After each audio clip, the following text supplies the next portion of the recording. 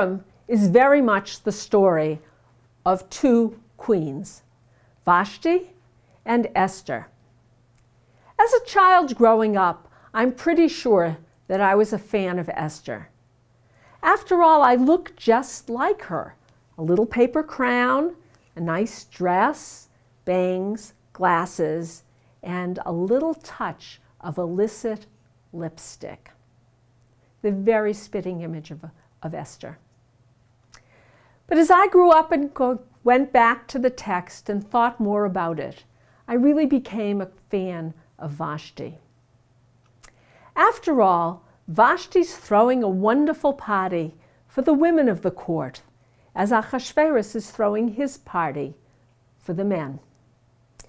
And when Ahasuerus orders Vashti to come before his party so that the men can see how beautiful she is, dressed in her crown and perhaps nothing else, she just says no.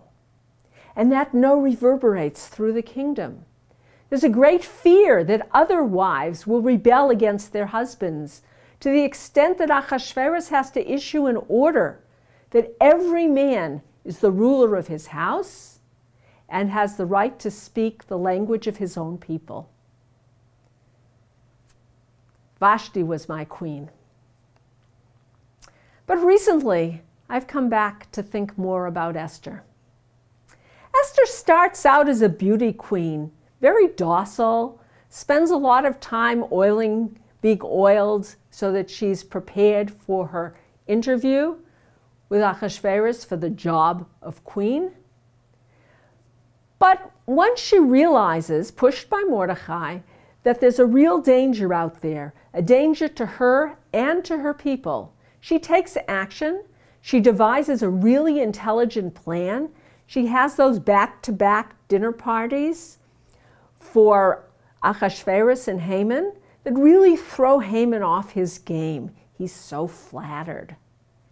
And then when she reveals what's going on, she manages to convince the king that Haman's plan should not be carried out.